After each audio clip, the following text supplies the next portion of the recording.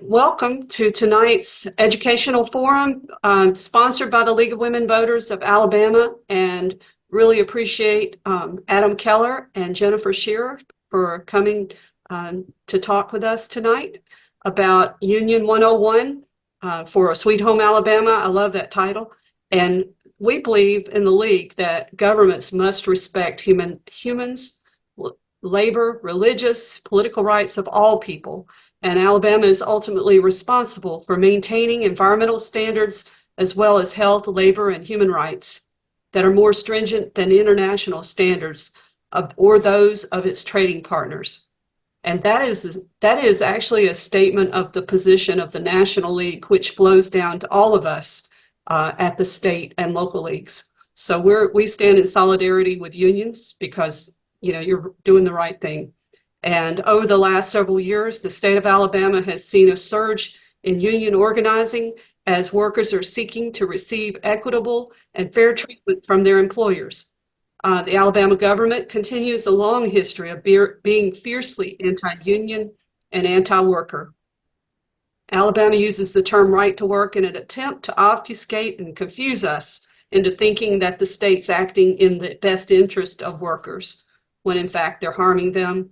And we look forward tonight to learning more from these experts and shining a light on the long-standing history of brutality, racism, and callous treatment of Alabama's workers.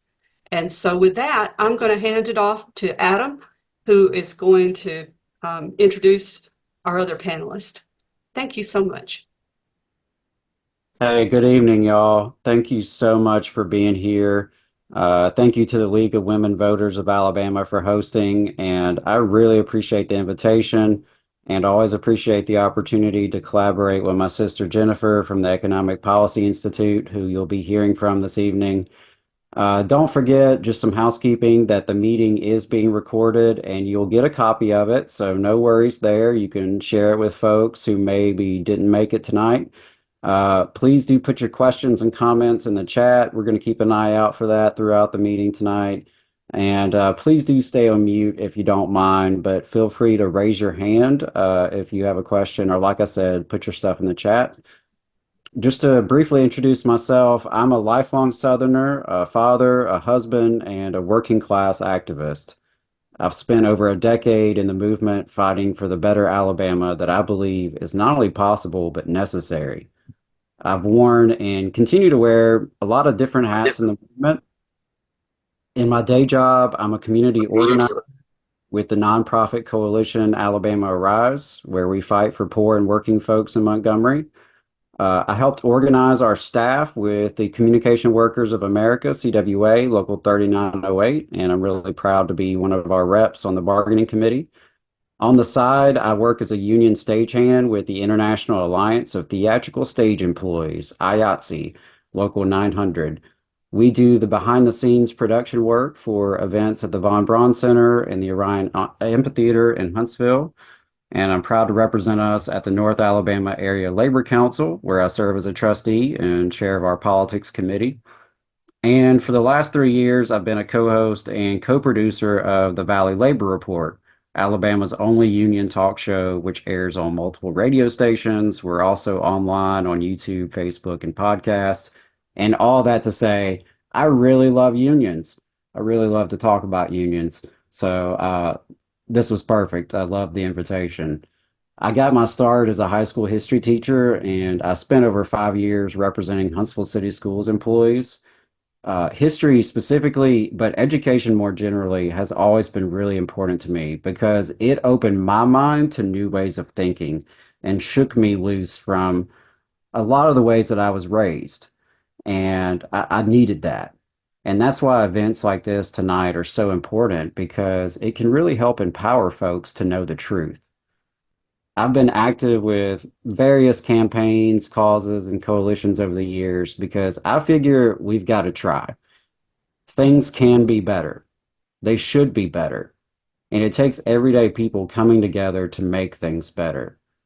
If we're serious about living up to the democratic promises of America, if we're to help preserve the future of humanity against the forces of greed, we have to organize everywhere and that includes organizing in our workplaces and in our economy. And that's why I'm so excited about tonight's event. Regardless of who you are or where you're coming from on this topic, how much you know, I think you're going to learn a lot and enjoy your time tonight. And after Jennifer wraps up this presentation, hopefully we'll have some time for me to bring a few closing thoughts and connect this current moment and struggle of Alabama's labor movement. So with that, I'm going to let you take it away, Jennifer.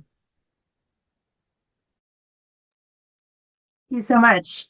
I am honored and excited to be here. I am going to share my screen because I've got some visuals and some photos to share along the way here.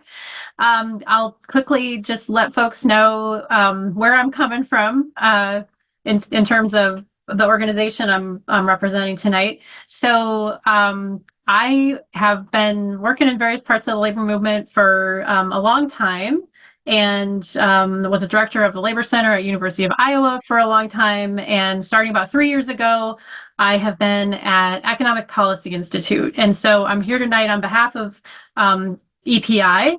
And so I want to say, first off, just a warm greetings from all my EPI colleagues. And I think I can even put the link to our website, hopefully, in the chat here.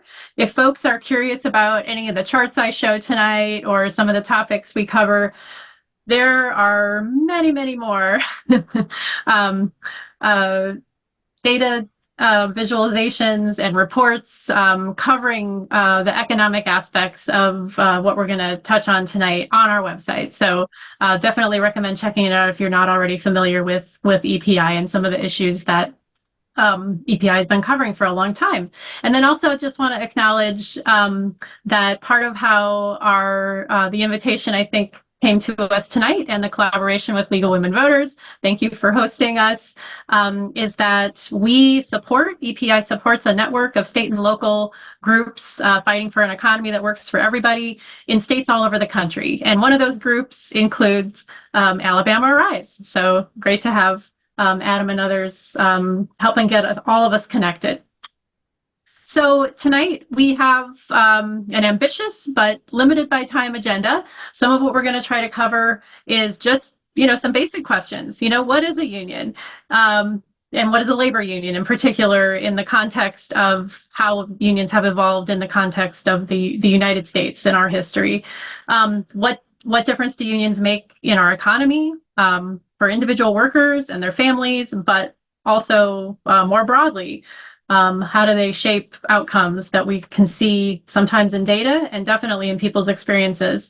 Some of the introduction already touched on the reality that one thing we're seeing right now in our country is a real uptick, measurable uptick, and on various metrics in interest in unions. So why is that? Where is that coming from? We'll touch on that a little bit.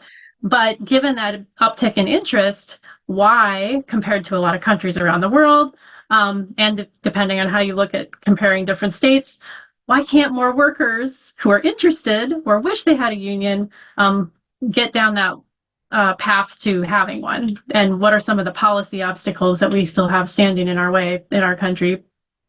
So that's the last thing we'll wrap up on and touch on.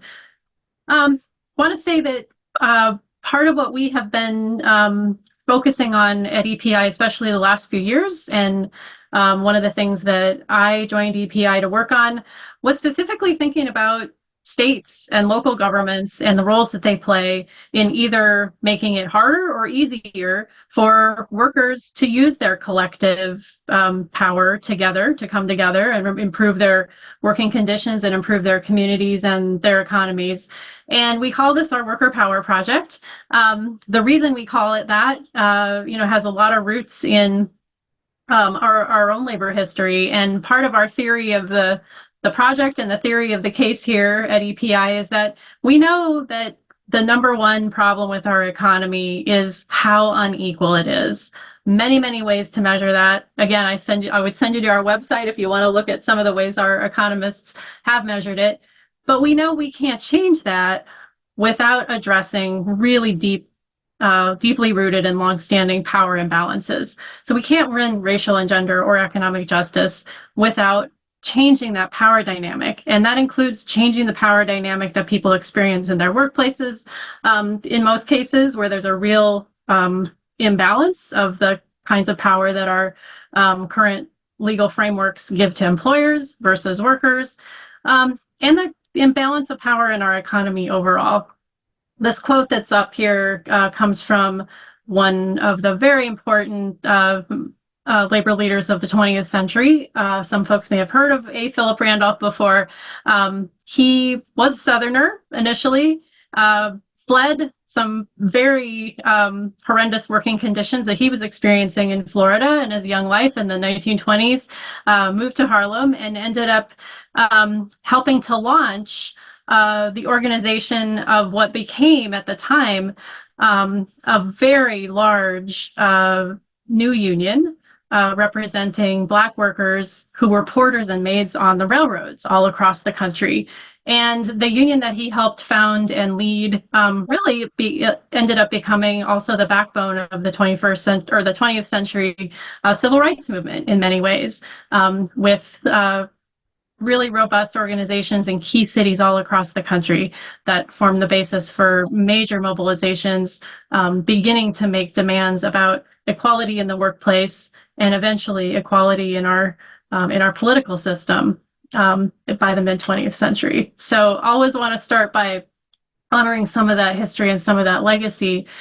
So to zoom up to the present and the moment that we're all living through right now, it is sometimes hard to just take stock of what all the things that have happened just in the last few years, right? We are coming off of a decade of what has been really significant national momentum for raising wages. One thing that EPI has been engaged in all across the country is the initiative to raise the minimum wage often on the state level, because our federal government has waited so long without raising the minimum wage. And of course, we know that's created a lot of unevenness where some states have been now for almost a decade moving ahead, and some states like Alabama, or I should have said earlier, I live in Iowa, so still at that federal 725 mark.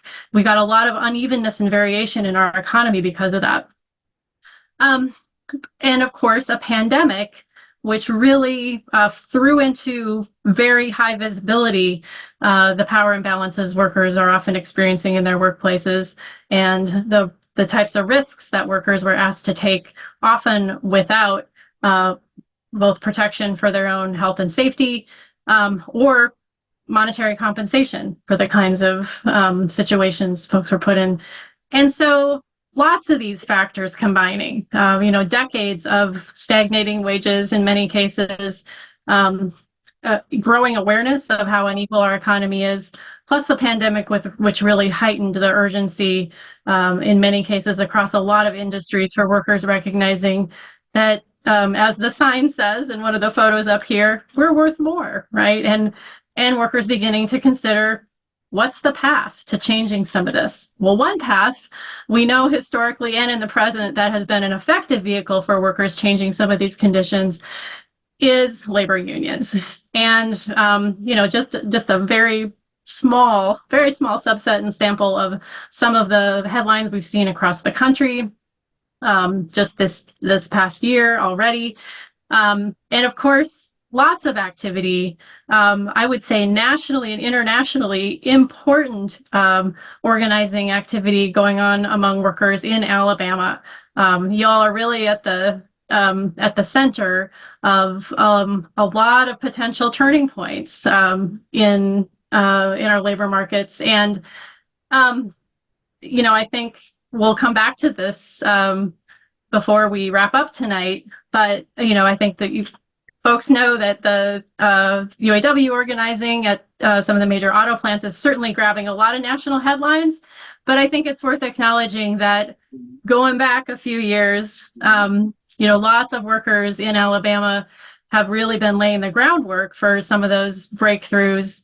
Everybody from the folks at the Amazon Bessemer warehouse to the very long and challenging strike at Warrior Met.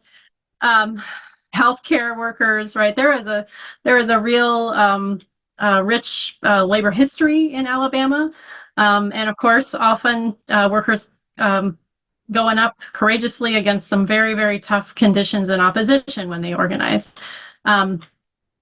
So I want to pause for a second and also just give people a chance to reflect about where you're coming into this conversation. I am very curious about where people are coming from into this conversation. And so really welcome folks to, you're welcome to, if you've got a thought about this initial question up here, just thinking back yourself. I know a lot of you are from Alabama, maybe not everybody here, but I'm especially curious about folks' Alabama experience. What was your first impression of or experience with the union that you can remember? And if you got something cropping up right away, I welcome people to raise your hand because we can take a couple examples, or feel free to type a couple sentences in the chat if something's coming to mind. I have something. Ann Mitchell. Yeah, Ann Mitchell. When I was in high school, my aunt, my great aunt, was a telephone operator, and they went out on strike. And somebody came around trying to recruit people at the high school, basically to be strike breakers. And I was recruited, and my father said, "You better not do it, because Aunt whoever will never forgive you for this." And I didn't know what a union was, but that's how I learned about it. And she was very passionate about her union membership. Wow, that is a very dramatic way to first learn about labor unions. Did you end up getting to talk to any of those folks involved later on?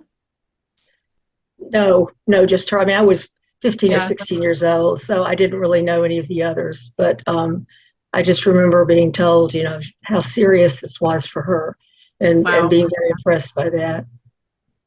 And then I lived in a town that was dominated by a steel mill, and it was very common for there to be a strike, and for kids in my classes to, we heard they didn't have enough to eat, and they were being fed by the union. My father or my mother didn't work there, so it was different for me, but it was something that affected the entire town. Wow.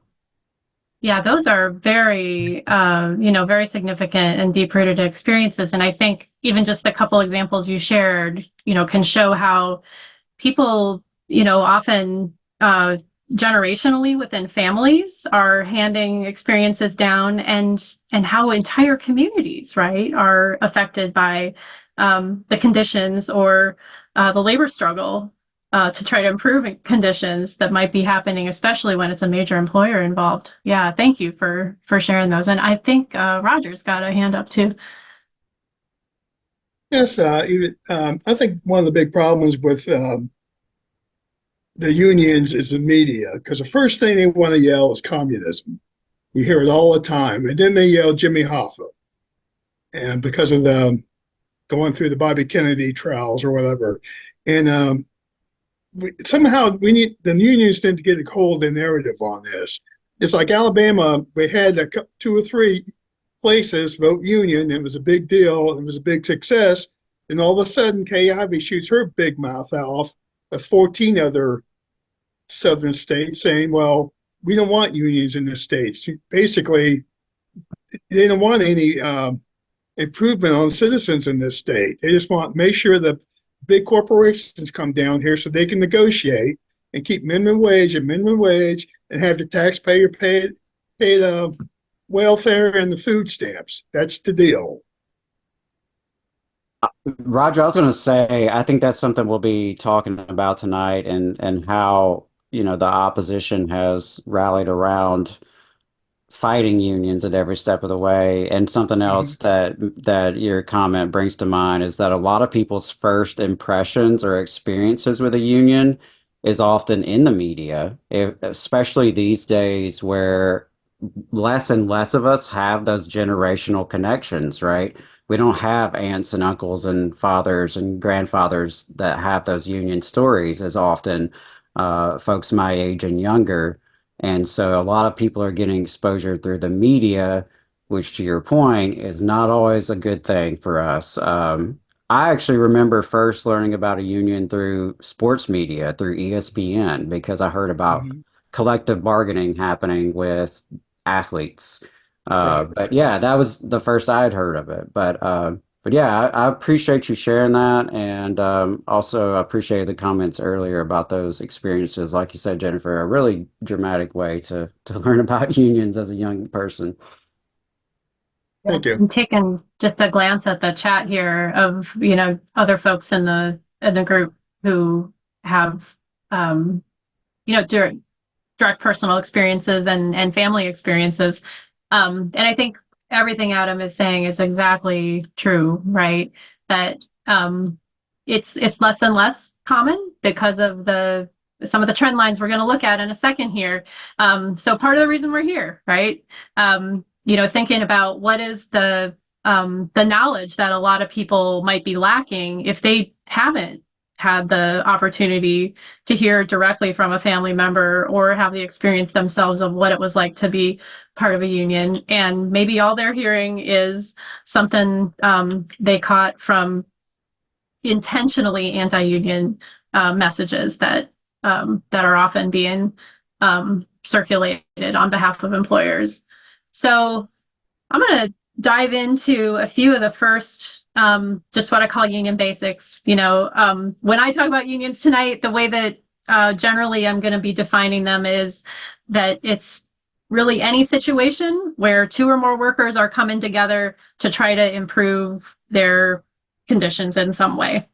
And we are going to talk too about kind of the legal frameworks that workers can pursue and use to gain a different kind of status or standing for their unions in and how those have evolved in our U.S. history. But we've had workers attempting to organize really since, the beginning of human society. And so solidarity and mutual aid is really the first, I think, prong of the definition of what a union is. It's people coming together to try to support each other. The other part of how I generally define a union is that democracy is one component of the definition. Unions are not just people hanging out and talking about what they might want to do. They're organizations where people have decided to come together and then also created some structure for their decision making, some accountability. So unions are independent organizations in the sense that they are not run by the governor. They are not run by the employer. They are worker run by members themselves who create structures and elect their own leaders and generally come up with bylaws and constitutions that they agree to follow so that everybody's clear about how decisions are going to be made. Unions are self-funded in the sense that it's people pooling their money together if they decide that they're all going to pay dues so that they have that independent organization and don't have to rely on or depend on any other outside entity to influence the decisions that they want to make on their own behalf. And of course, the third part of the definition is power. People coming together to begin changing what we know is a very unequal balance of power right now in most of our workplaces and in our economy and our political system. So building strength in numbers so that people can have more influence, both in setting the terms and conditions of their work, but more broadly, once unions grow their numbers, often workers then also look to gain a little more say and a little more influence in policy-making decisions as well, whether that means on the local level, the state, or the federal.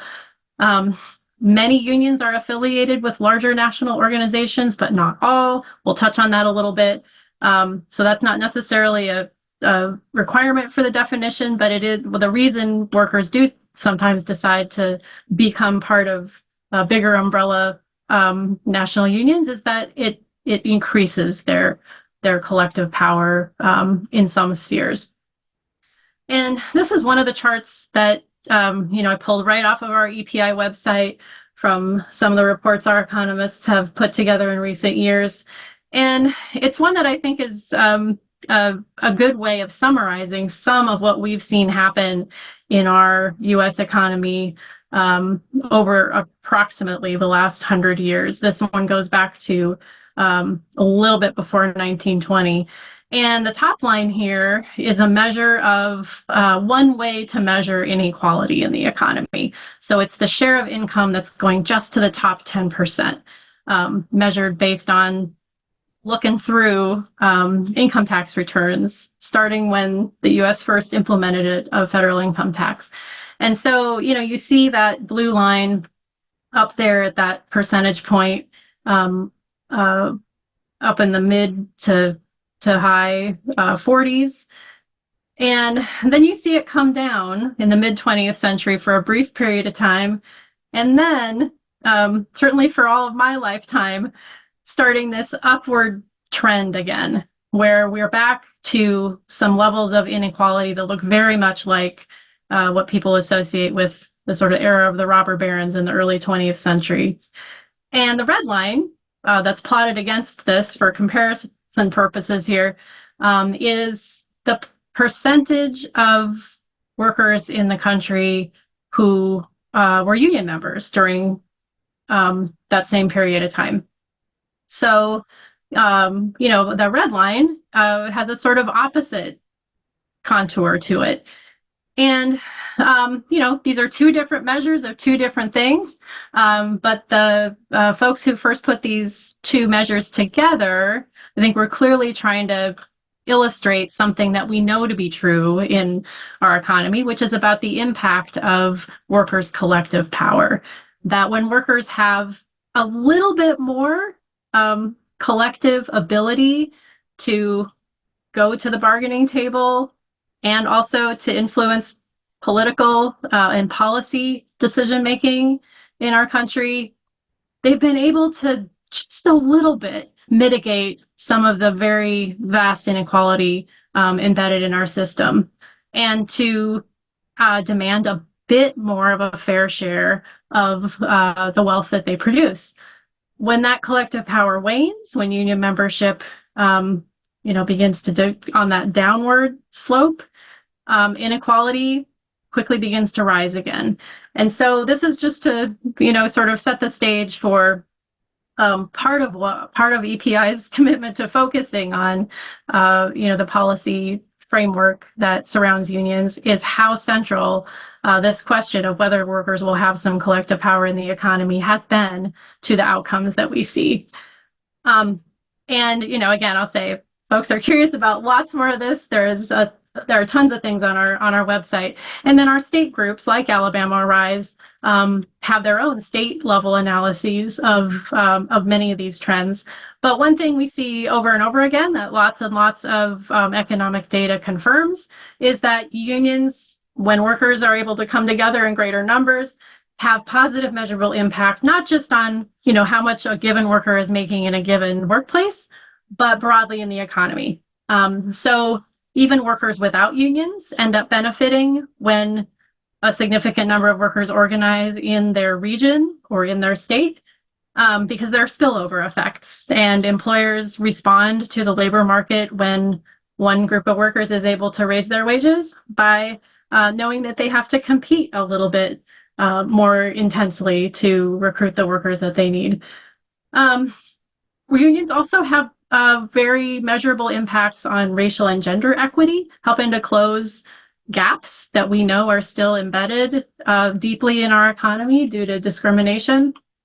And there are a lot of reasons for that. If people have questions, we can go into some of them. But unions also have measurable impacts on democratic participation. So, particularly in a forum hosted by League of Women Voters, this is a really important, I think, component of part of what the ability to take part in independent democratic organizations at the workplace does is really increase people's knowledge, capacity, and skill, really, in knowing how to navigate decision-making processes and civic participation in their broader communities. So one thing that I think is interesting to most people is thinking a little bit about who is represented by a union today. I think sometimes we have a somewhat outdated notion, to go back to what I think Roger was saying about, when we do see glimpses of media coverage of who or what is a union, are folks still just talking about Jimmy Hoffa from who hasn't been with us for decades, or, the reality of who in our communities or our states really are represented by unions. Today, it turns out that unions, despite the overall decline in numbers, still, despite being smaller percentage-wise than they were decades ago, are still the largest mass organization of working people in our country, and definitely the largest mass organization representing women and people of color. Some of what we see in the most recent rounds of union membership data that the Bureau of Labor Statistics puts out is that a lot of the gains in slight increase, for example, in total numbers of union members last year, were almost all people of color, like relative to just what shows up in the aggregate data. And lots of growth in unions in sectors like higher education, education generally. Utilities tend to be higher union density than some other industries, for example. So some interesting things to note about the data. The other thing that is not just it's not just an anecdotal impression that people are more interested in unions right now. This is one of several polls and surveys that are bearing that out in numbers pretty dramatically. And I like this one in particular because it breaks out by age category. And what you see here is something that I think we're seeing all across the country, which is that the younger the group of workers who are asked questions about interest in unions, and in this particular part of this poll, the survey question was, if you had the opportunity to vote for a union in your workplace tomorrow, would you vote yes? And you can see that the younger folks happen to be answering that question, the more likely they were to answer yes, which is pretty interesting, and also maybe promising in terms of our future. So lots of activity, particularly among younger workers right now, in taking steps to try to organize new unions. So with all that interest out there, and also without, with the growing recognition of how unequal our economy is and that unions could be one way to fix it, I think one question we have to constantly grapple with is, why is it still so hard for people to get a union if they don't have one yet? So sounds like we've got several folks in the group who've got some direct personal knowledge or family experience with what some of this process is like. If you're a private sector employer, a private sector employee in the US, and you're covered by the National Labor Relations Act, that law since the 1930s has laid out a process that on paper sounds pretty straightforward. And there are two ways to legally pursue a union, form a union. One is that you sign up at least half of your coworkers saying that they're interested in union representation, and then you go to your employer and ask them to recognize your union. The other option is you sign up at least 30%, and then you go to the national board that oversees the federal law and ask them to administer a secret ballot election where everybody votes yes or no if they're looking for union representation at that time. So, I can pose the question to you all. In reality, what usually happens next if workers take one of these two steps? You've seen it play out, I think, multiple times just in the last few years in Alabama. What happens when workers get to that point of coming forward and saying, hey, we got a clear majority here, people who are interested? This table on the right is from one of several reports we've got on our EPUA website that documents some of the ways that employers typically respond.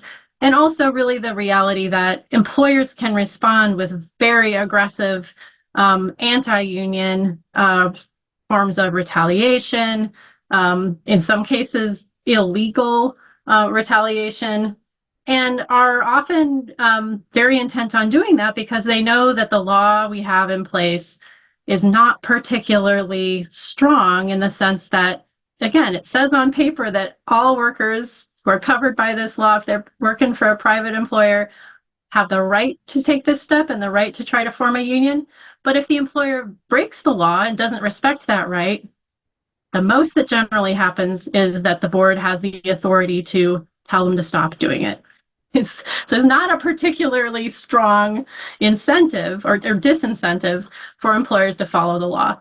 And alongside that dynamic of a fairly weak law in terms of the way it can be enforced is that we have had an entire employer-driven, what I would call a union-busting industry sort of evolve over the last several decades in our country.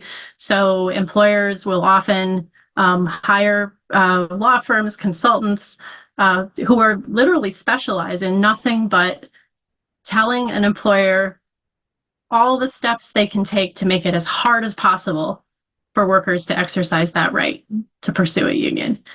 So again, I know a lot of you have watched this play out up close and personal in Alabama in some recent organizing attempts. And the other thing I really want to honor Alabama for is I think a lot of the organizing Alabama workers have done in the last couple of years have been a helpful and important wake-up call to the rest of the country, right? An education for folks who maybe weren't paying so much attention about the kinds of tactics employers try to use to make it hard for people to organize. So, one of the biggest reasons workers organize is to just have some basic say in what their workplace is going to look like from day to day. One reality of our US legal system in terms of employment is that when workers don't have a union, management essentially holds all the cards. Not every country's laws are structured the way ours are, but our history is that employers are viewed as having sole authority over most all terms and conditions of work, and that includes who they hire and who they fire and when. Except for a few exceptions, unlawful forms of discrimination, which of course are also often very hard to prove, employers can decide they want to discipline or fire somebody for pretty much any reason, whether it's a good reason or a bad reason, or to have no reason. I have the bonus question here. What's the legal term for this principle? And I don't know, somebody may have even put that in the chat already, because sometimes people are quick on the draw. But this principle is very firmly embedded in our U.S. legal history. And so if workers don't have a union, basically management's shaping all their experiences. You're talking about employment at will? Yeah, the at-will employment doctrine. Bingo, you got it. So at-will employment is the law of the land unless people have union protection. So when people are able to go through what is a pretty challenging process under our current law and win a union contract, it's almost like a little revolution, right? In the workplace, it changes the balance of power and brings some more balance to that power dynamic. So for one thing, and this is the part that I think most people know, even if they haven't had direct experience, union contracts will set out what folks' wages are going to be, what the schedule is going to be in a predictable way. There's negotiation about what benefits and hours are going to be. But also, unions come with the opportunity, again, because a union is an independent, democratic organization, not controlled by management or any other outside group.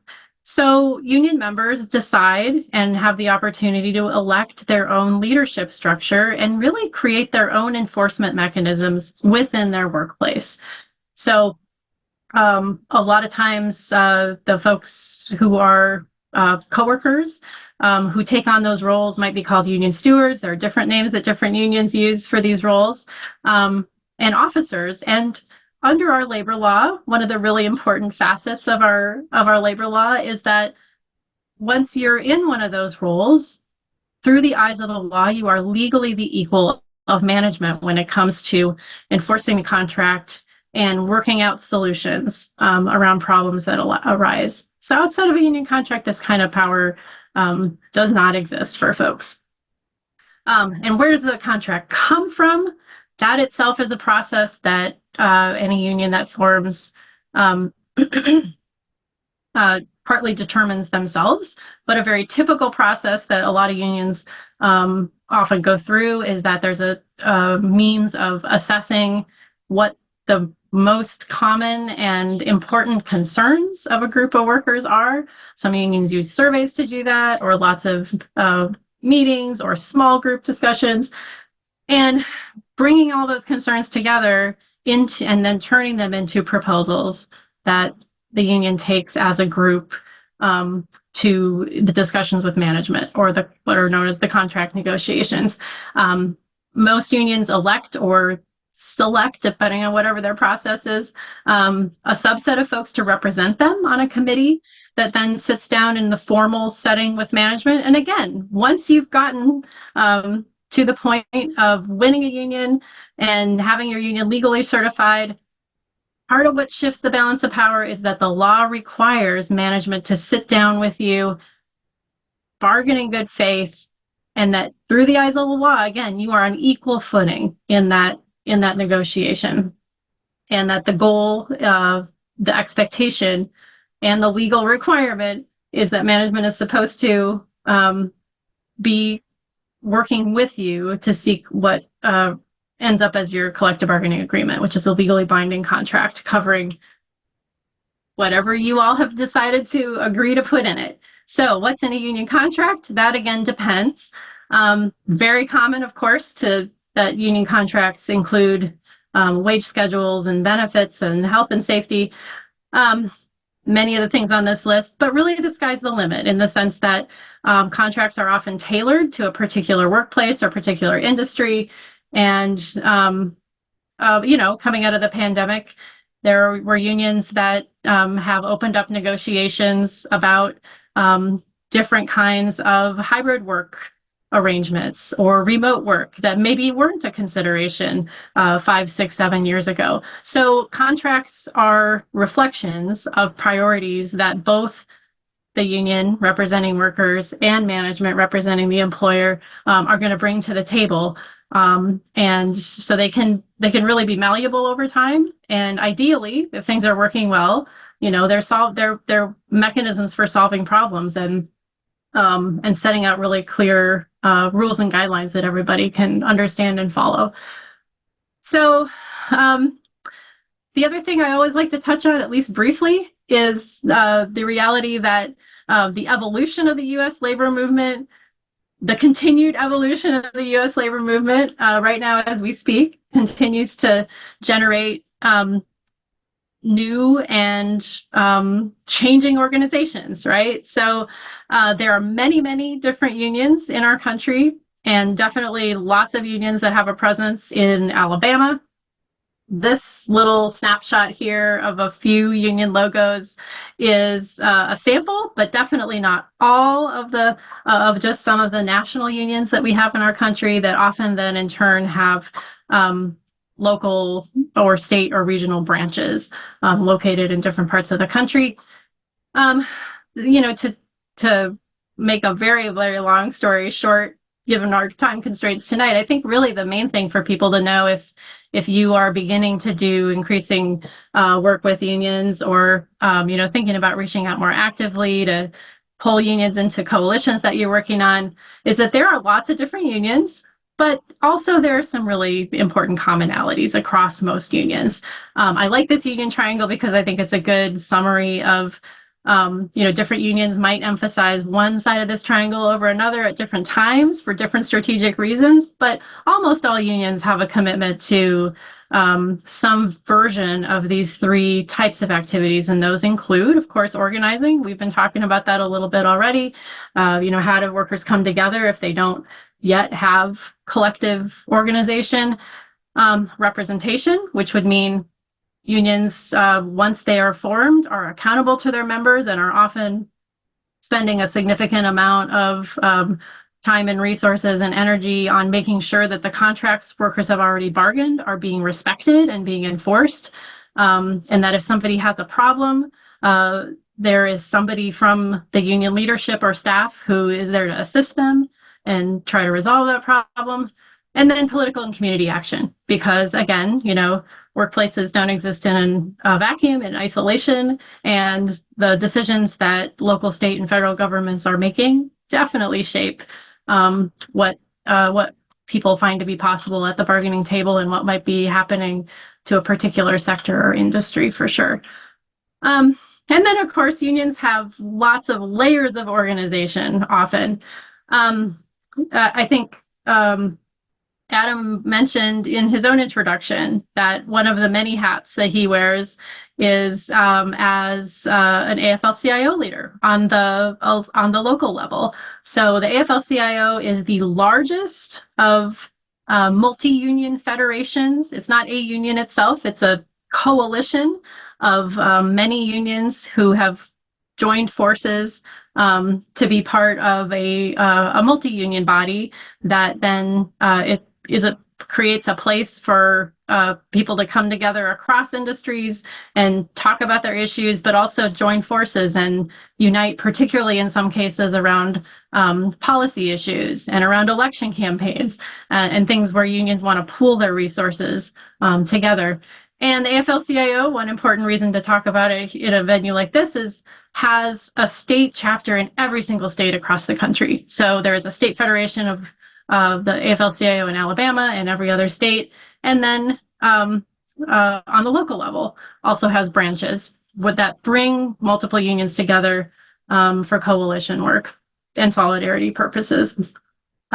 This graphic at the right, I really like because I think it's a good way to help quickly illustrate what is often a very typical kind of organizational structure.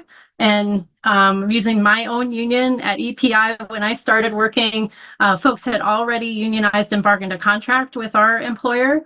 And so you see in that inner circle, we are part of a union called Nonprofit Employees Union, NPEU.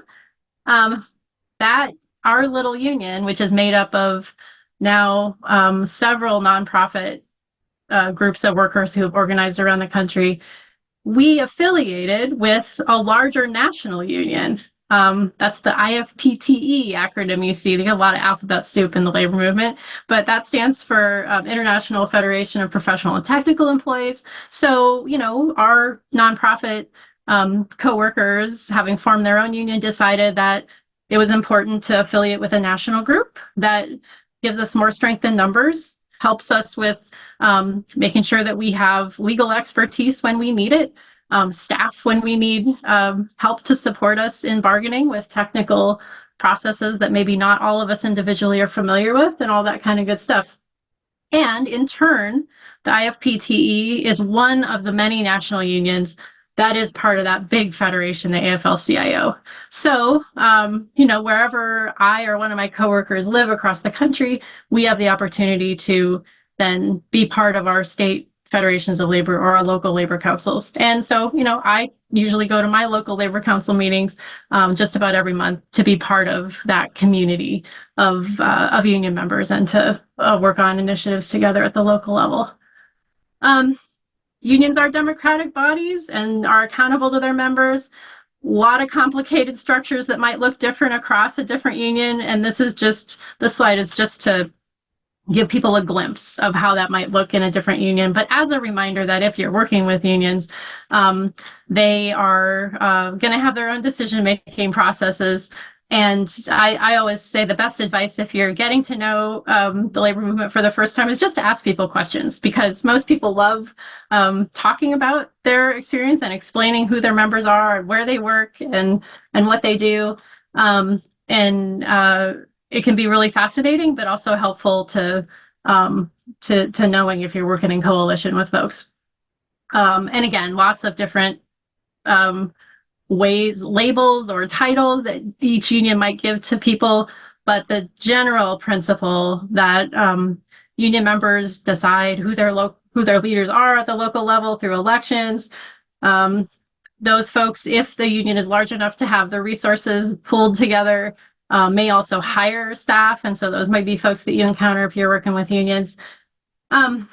We know that unions and their presence vary a lot across the country. And this is some of what I want to wrap up talking about because it's so relevant for Alabama and the worker organizing that courageous groups of workers are attempting in your state right now.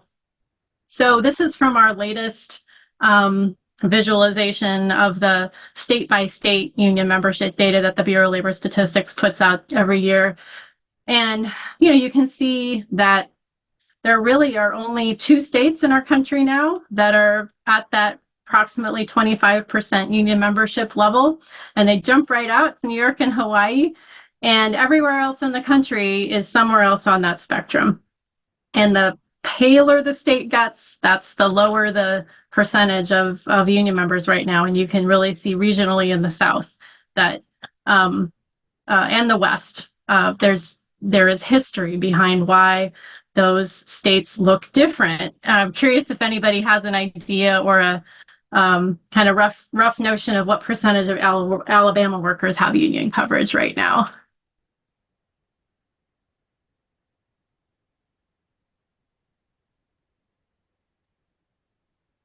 I think less than 10%. Yeah, it's a little under 10%. And that kind of breaks my heart because for a lot of my lifetime, I was always looking at these numbers every year and was really, I mentioned I'm from Iowa, and it was always Alabama and Iowa for a long time were the 2 right-to-work states in our country. We'll come back to right-to-work in a minute, that sustained union membership above 10%. So again, it hasn't always been this way, but that has slipped in recent years, and it's a little under 10%. It's been hovering, more like around 8, 9. And I don't know if anybody has a sense of which unions have the significant union membership in Alabama or have in recent years. And you can put it in the chat if you got thoughts or speculations about that. But I think it is very important and very accurate to acknowledge that Alabama has a really rich union history. And that, of course, has included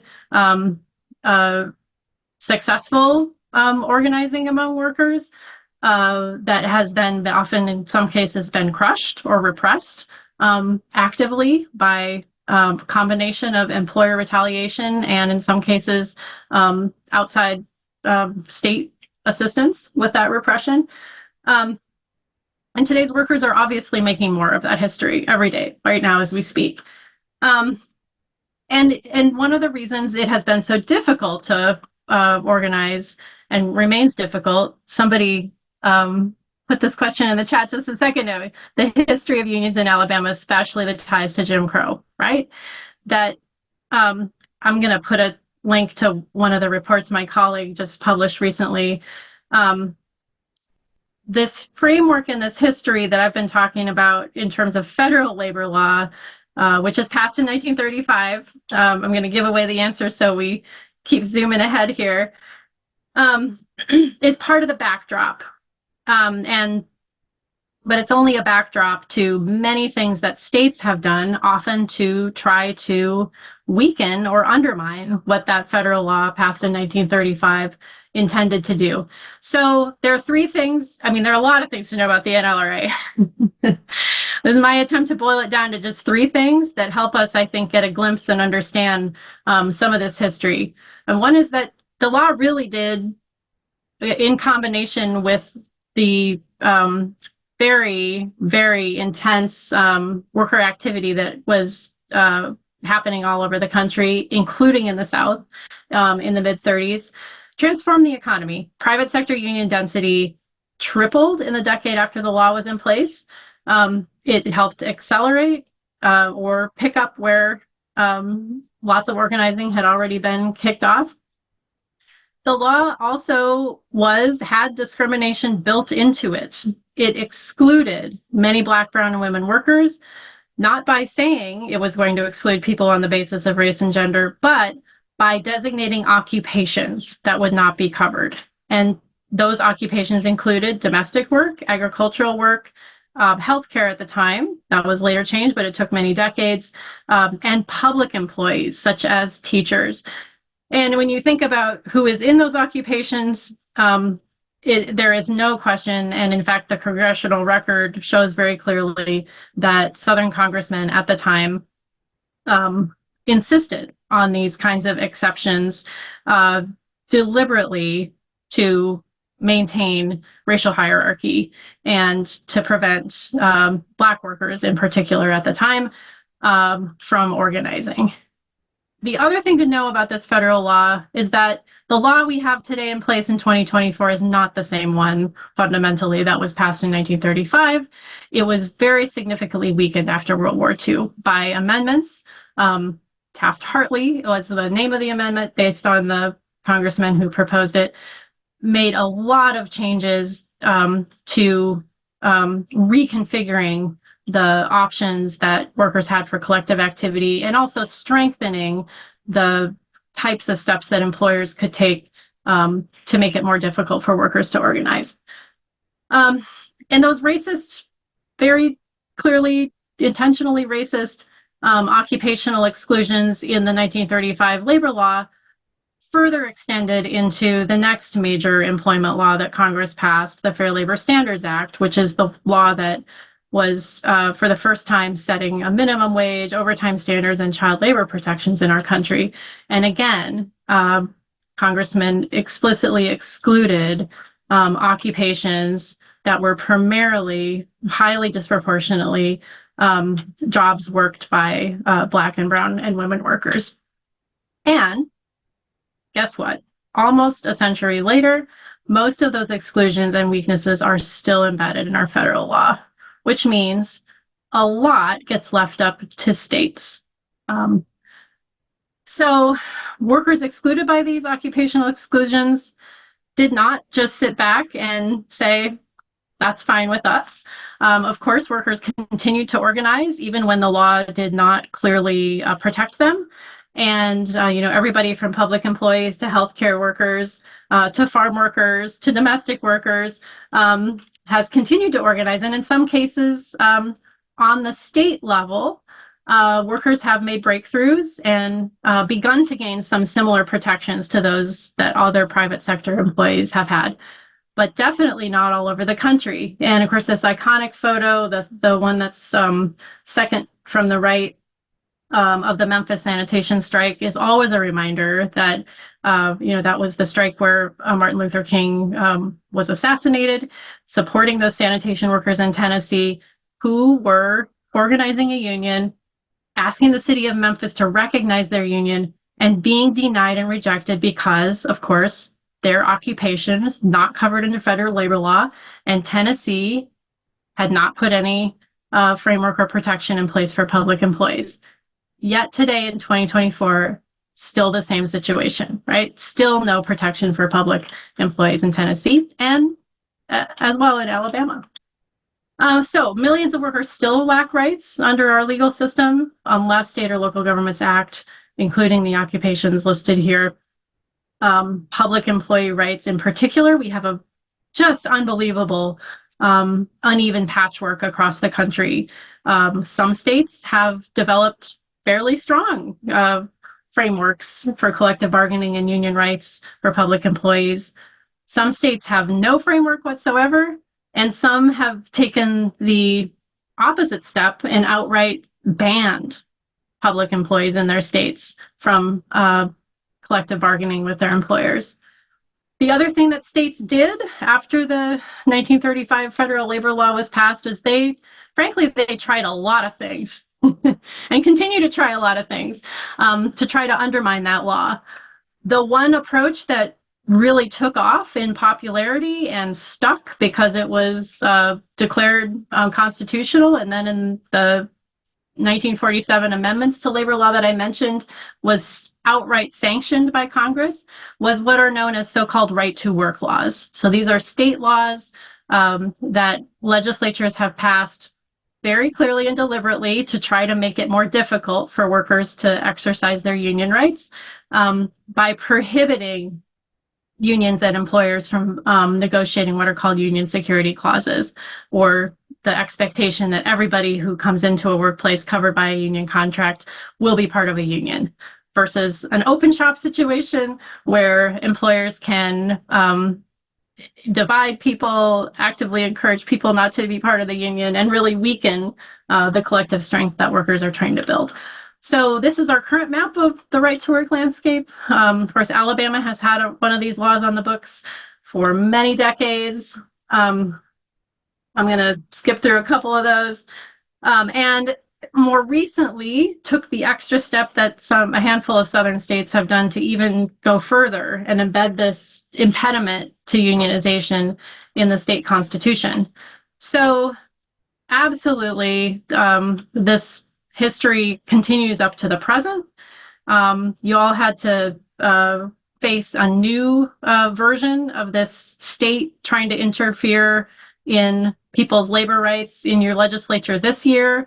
There was a bill called SB 231 that, again, was designed to, for Alabama workers, make it more difficult than it should be under federal labor law for people to organize a union. So it's trying to block one of the options I had on that slide earlier when we talked about how do people form a union to begin with.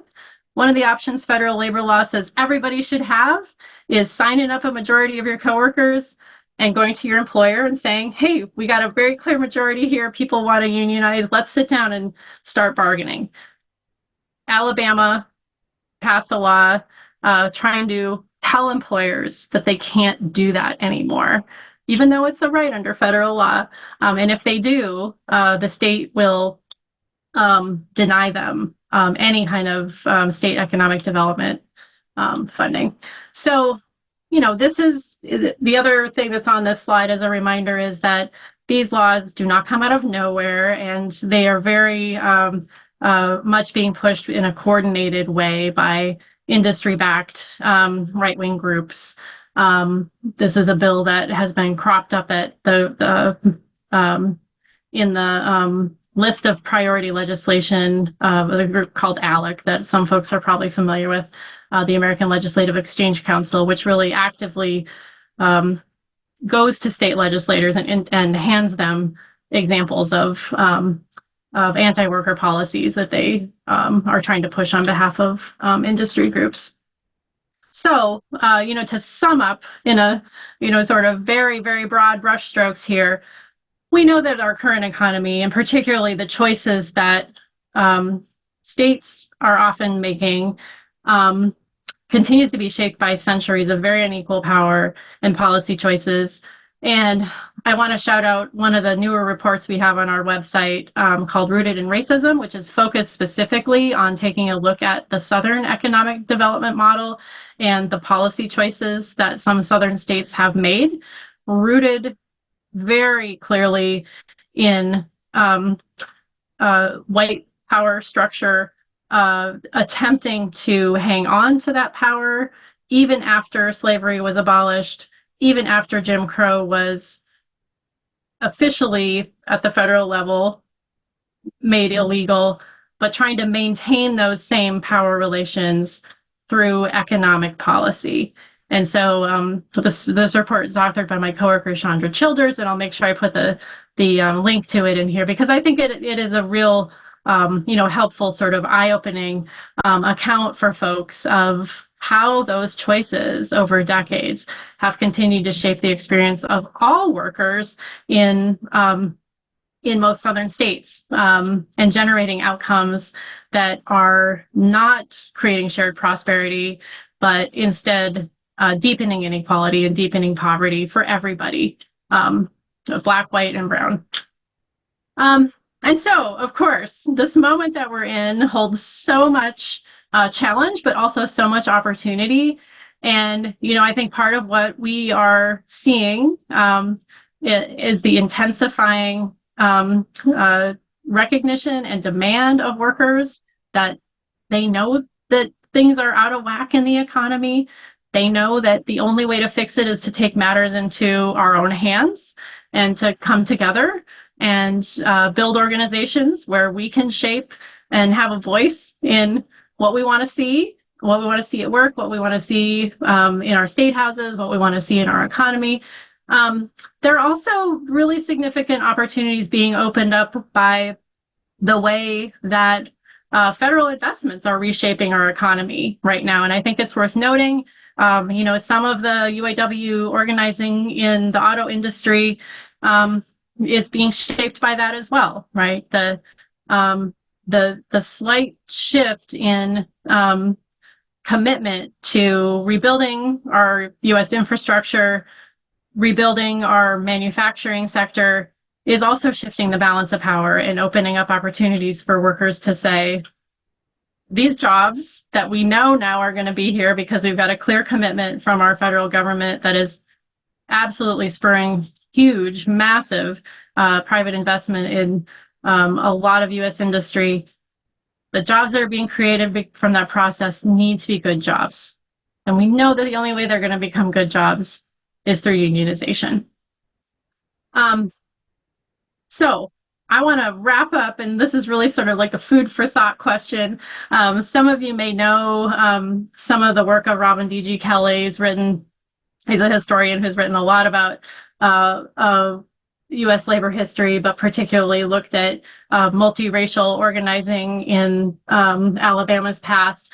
I heard him on a podcast maybe last year at some point, talking really eloquently about how important current worker organizing in Alabama is, not just in terms of what the outcome might be in any given workplace election, but in terms of the course of our nation and our history. And so, when I wanted to pose that question to folks, just to, consider a really, a historian who's really taken a long view of how the Southern economy has unfolded, acknowledging, what is it that's so important about the way that Alabama workers have the opportunity to literally change history and change not just their own futures, but the history of our country.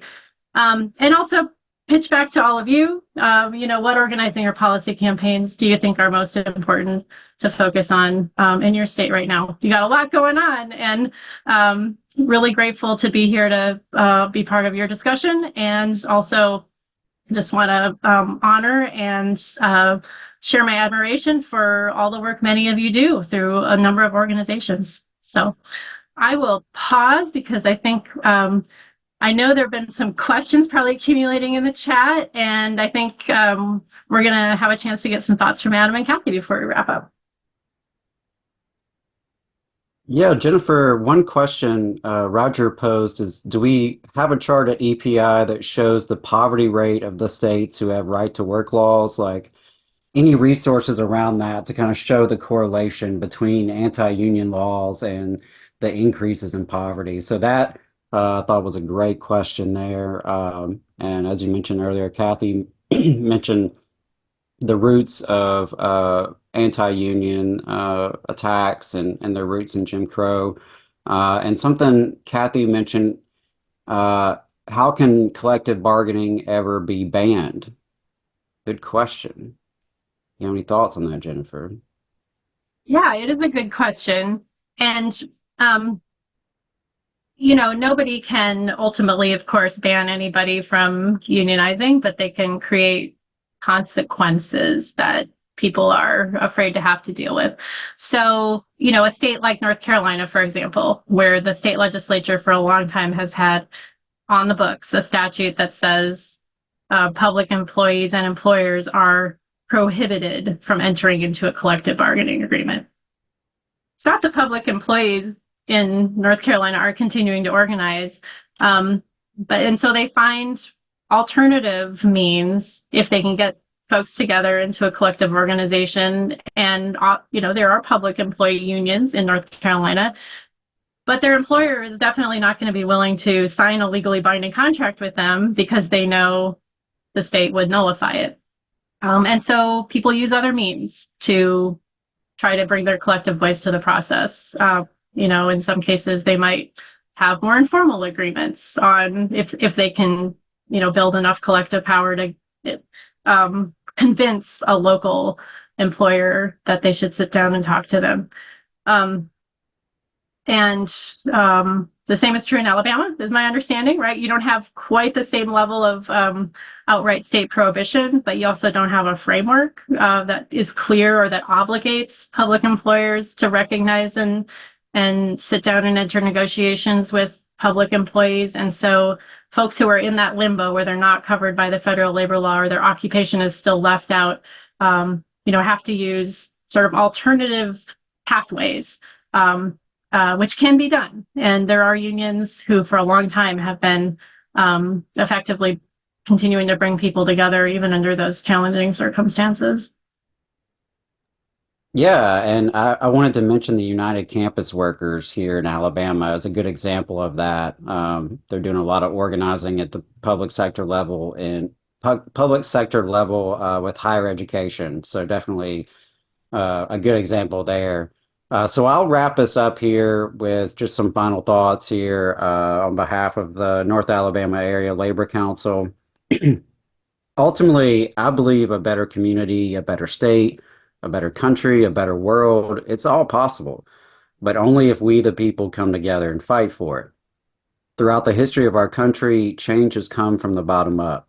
We've had to fight for every inch of progress with our people power. And it's people power that we need if we're going to have any chance of dealing with the multiple layers of crisis that are bearing down upon us. Labor unions are a critical source of people power. Labor unions are maybe the most critical source of people power. Labor unions are uniquely working class institutions by their very nature, and they're accountable to their members, which is a rare thing these days. And unions are uniquely democratic institutions with the potential to transform society. It's not what some folks want you to think, that unions are just another special interest group out to get whatever they can. Yes, unions are human institutions, and they're as flawed as the humans in them and leading them. But labor at its best isn't a special interest. It's the majority interest. Labor at its best is the cause of the vast majority of us, the cause of the working class. We know we saw a wave of people power from the 1930s into the 60s and 70s, which won significant gains for everyday people. And we could see it reflected on those charts that Jennifer showed. We've also been living through the reaction to that. For the last 50 years, the ruling class has fought to claw back those gains we made. I mean, make no mistake, there is a class war, and the working class has been getting its butt kicked for over 5 decades. We've seen how unions have been shrinking during this era, and as labor power has decreased, inequality has skyrocketed with this massive redistribution of wealth to the top.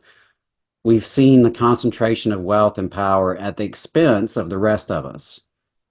And in order for so few to have so much, while so many have so little, the system does all it can to keep the majority divided. Those in charge expend enormous resources to divide and conquer us in order to stay in charge. Media is, of course, one big example, and Roger brought that up earlier. It's an area where we're too often losing to corporate and far-right forces, which is why we do what we do at the Valley Labor Report and why our Labor Council really prioritizes education and outreach like we're doing tonight. These last few years since COVID have definitely brought some excitement to the labor movement. And as a longtime activist, it's been really, thrilling to experience. And it's clear that more and more workers are fed up and are increasingly willing to do something about it. Popular approvals are at all-time highs for unions. But can organized labor meet the moment? Will this upsurge in militancy result in finally reversing the decline of union density and grow our membership numbers in a real way? Will we actually tilt the balance of power back our direction? The big question facing us, as Hamilton Nolan recently wrote in his new book, The Hammer, is how can the labor movement, after dwindling for decades, turn itself into a force strong enough to bend politics in its own direction, rather than being bent? Alabama has been at the heart of this potential labor resurgence. From the Amazon campaign and a Bessemer warehouse that captured the nation's attention to the long, grueling Warrior Met strike by the United Mine Workers of America, to the UAW campaign to organize the non-union auto industry, Alabama has been a central site of class struggle in recent years, just as it has throughout our entire rich history. A history full of labor militancy and interracial organizing that we have to reclaim. We have suffered some key defeats and setbacks, most recently at the Mercedes UAW election, but we've had some really important wins. The Starbucks Workers United wave includes a store in Birmingham and, perhaps more impressively, a store in Scottsboro, where the youngest person who was on the organizing committee for that union drive was only 16 years old when they started. And I'd love to share that. IUE CWA recently won not just a union, but a strong first contract at New Flyer, which is a clean bus manufacturer in Anniston with over 500 workers. And New Flyer is party to a community benefits agreement that featured union neutrality and recognition provisions, which, by the way, is something the state of Alabama would now punish under the newly passed SB 231 that Jennifer mentioned. My personal local CWA 3908 has added not just my bargaining unit at Alabama Rise, but some AT&T retail shops like Alliance Mobile in Selma and Prime Communications in Montgomery. And across the South, CWA has shown a willingness to organize small shops. And I'm really excited to see what they've been doing with Wells Fargo bank branches throughout the country. And as I mentioned earlier, my CWA siblings at United Campus Workers are doing important organizing at higher education, and they are fighting for living wages for workers at Auburn, University of Alabama, and Jacksonville State.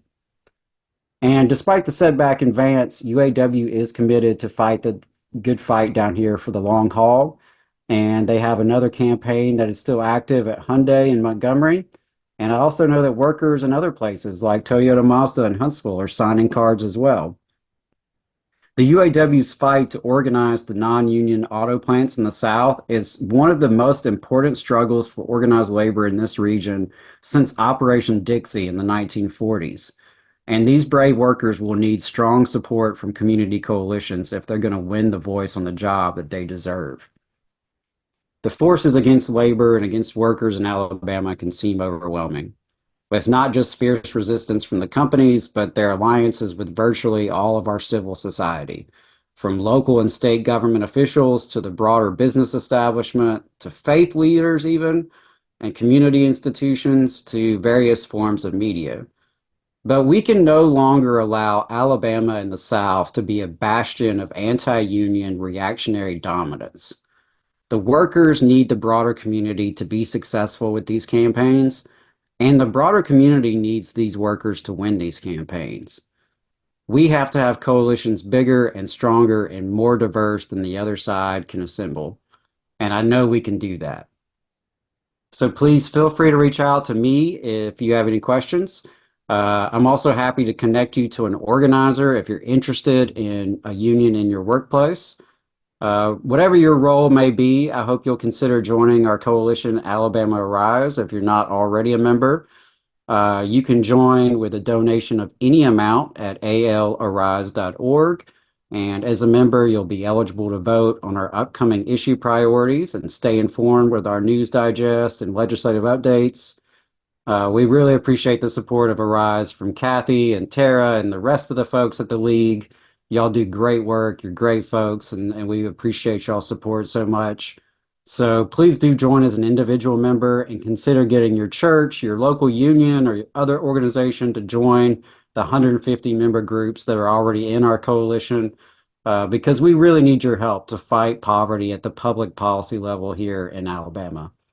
And finally, when everyday working people are able to come together across our differences and unite around our common interest, we really can do amazing things. We want a safe, comfortable life for ourselves and our families. We want a better future for our kids. We want to be treated with respect. We want to have a voice. And we don't just want these, we need them and we deserve them. And to win, we need a mass movement rooted in love, justice, and solidarity. We need to respond to organized greed with organized people.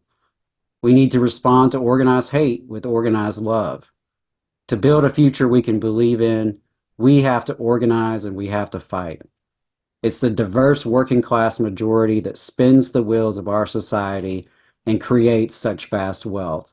And it's long past time we unite and realize our power as the working class. So thanks again, y'all, and solidarity forever. Thank you, Adam. That was beautiful.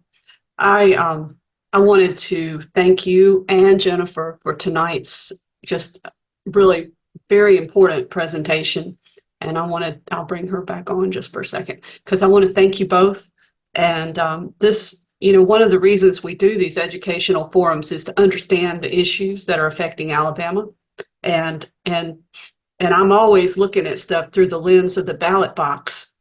And this is just one more thing that when you see how our legislators are treating workers, that's just another way to make your decision when you go in November or any other election. And so thank you. And I did want to say one of the things that I found that resonated with me from tonight and when I heard you before is Alabama has some of the most horrific examples of racial injustice and just basically a suppression of people who are poor of any state from everything from my small example, what I've seen.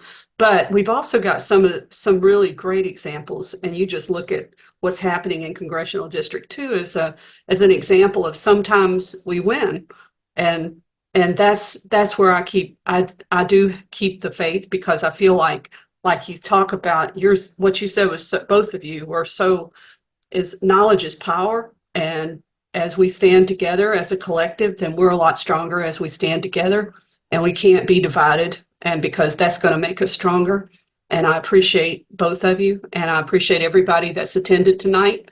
And I want to also just give everybody online a preview of Thursday night. We sometimes stack up a lot of different materials at one time, educational forums. And this week we've got another one on Thursday night. And this one is being brought by a group of 5 women researchers, African Americans, who have gone and interviewed close to 2,000 people, young women across Alabama.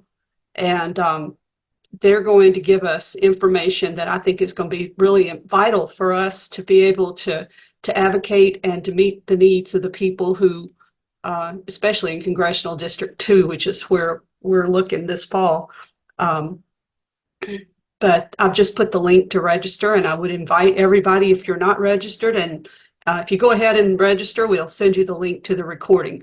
It is entitled From the Ground Up, Understanding Community Challenges and Community Concerns. And it'll be another in our series of trying to understand the issues better. And thank you, everyone. And I want to wish you a good night, and we'll talk again soon. See if I can. Bye, y'all. Take care, everybody.